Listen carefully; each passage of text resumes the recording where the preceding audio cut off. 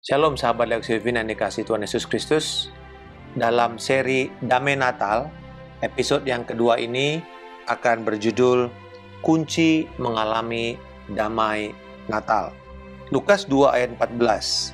Kemuliaan bagi Allah di tempat yang maha tinggi dan damai sejahtera di bumi di antara manusia yang berkenan kepadanya. Gloria in excelsis Deo. Ini adalah lagu pujian malaikat pada waktu mereka, bala tentara malaikat ini, mengumandangkan kepada gembala-gembala tentang kelahiran Yesus Kristus di kota Daud, yaitu di Bethlehem. Kita melihat di sini adanya kaitan antara damai sejahtera bagi manusia di bumi dengan kemuliaan Allah. Menarik sekali kalau kita melihat kisah Natal itu seperti berlian, di mana banyak sekali faset-faset, potongan-potongan, sisi-sisi daripada berlian ini. Walaupun kita melihat dalam satu utuh, tapi nanti pelan kita melihat di sini sisinya lain. Kita lihat lagi tempat lain, dia akan memiliki pancaran yang lain. Dan hal yang sama, hampir lebih dari 30 tahun, setiap tahun dalam ibadah Natal, pasti ayat ini somehow saya akan khotbahkan. Tetapi tahun ini saya belajar sesuatu yang baru tentang bagaimana hubungan antara damai sejahtera bagi manusia di bumi dengan kemuliaan Allah. Kalau saya berbicara mengenai kata damai, yang saya maksudkan bukan hanya tidak ada konflik atau permusuhan. Yang saya maksud juga adalah hadirnya satu ketenangan yang membangkitkan kegembiraan, komunikasi antar pribadi yang terbuka, yang kaya, yang bisa hati ke hati tanpa ada agenda pribadi. Kan itu yang kita kejar kalau kita bicara tentang damai, baik secara pribadi maupun antar personal dengan orang lain sekitar kita. Kunci untuk mengalami damai sejahtera Natal ini secara pribadi ternyata adalah mengerti hubungan antara kemuliaan Allah dan damai sejahtera di antara manusia. Bila kita mengatakan, tapi Pak Markus, saya nggak mau tentang bicara kemuliaan Tuhan, saya cuma mau kedamaian Natal. Saya udah capek dengan semua pandemik ini. Saya mau tenang, saya mau punya kedamaian, ketenangan. Bu, sekali-kali Natal ini saya bisa tenang merayakan syahdu, nyanyi malam kudus. Tetapi sahabat Lex Livin yang dikasihi Tuhan Yesus Kristus, kalau kita memisahkan antara kemuliaan Allah dengan damai sejahtera, maka sebenarnya kita nggak mengerti akan tujuan damai Natal dari Allah. Bahkan malaikat dan Tuhan sendiri pun tidak akan mengizinkan kita akan menikmati kedamaian Natal. Kenapa? Karena maksud tujuan Tuhan memberikan kita kedamaian adalah agar kita menjadikan Dia pribadi yang paling mulia dalam hidup kita. Dalam Perjanjian Baru ada 5 kali Allah disebut sebagai Allah damai sejahtera, the God of peace. Dan bahkan Yesus sendiri berkata, damai sejahtera ku tinggalkan bagimu, damai sejahteraku ku berikan kepadamu. Paulus berkata, karena dialah, yaitu Yesus, damai sejahtera kita. Jadi kalau kita berkata, aku mau damai sejahtera tapi aku tidak mau Yesus, aku tidak butuh Yesus berdaulat dalam hidupku, aku tidak butuh Yesus memerintah atas hidupku, maka sebenarnya kita tidak akan pernah memperoleh damai sejahtera Natal yang sejati. Allah hanya akan menjadi damai sejahtera kita bila kita menjadikan Dia Tuhan dan Juru Selamat pribadi kita sepenuhnya. Kemuliaan bagi Allah di tempat yang maha tinggi dan damai sejahtera di bumi. Malaikat itu sungguh benar mengerti keterkaitan antara kemuliaan Allah dengan damai sejahtera manusia di bumi ini.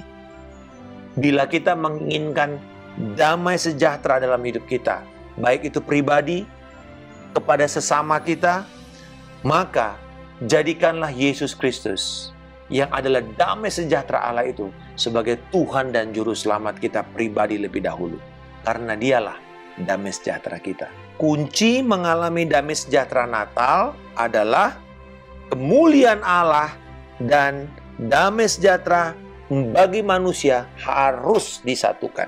Ini berarti kemuliaan Allah itu diperlihatkan oleh sebuah hati yang bertekad untuk memuliakan Tuhan.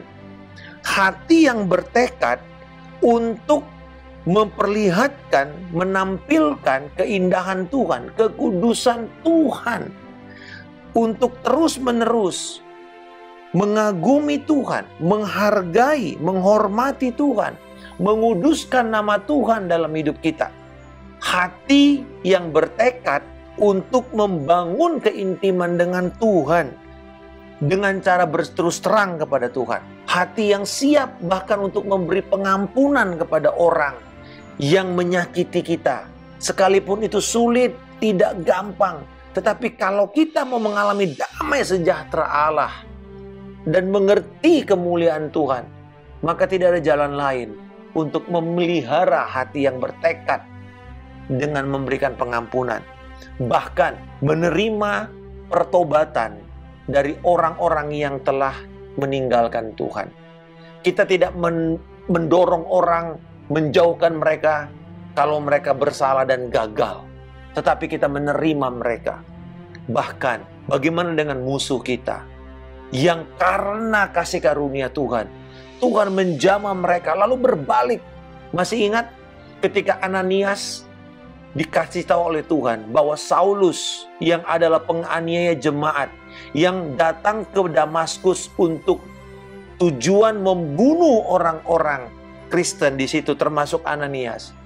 Tetapi di tengah jalan dia dijamah oleh Yesus Kristus.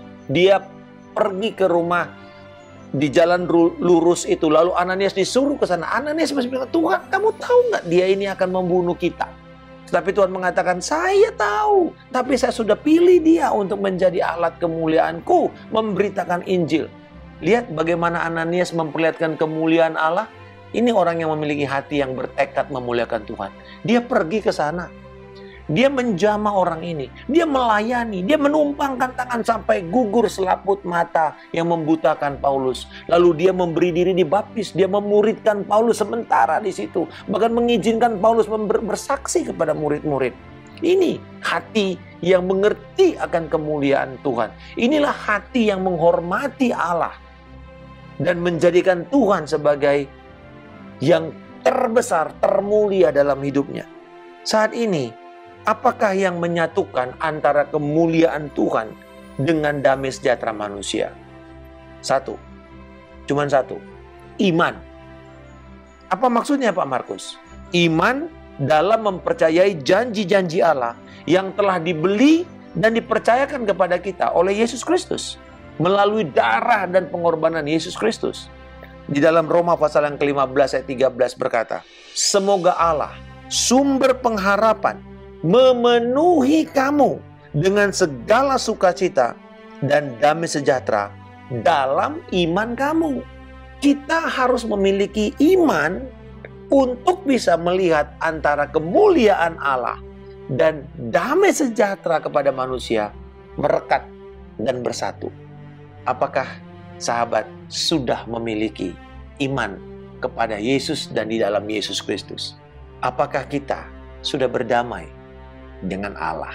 Karena sebelumnya karena dosa kita ini adalah musuh Allah.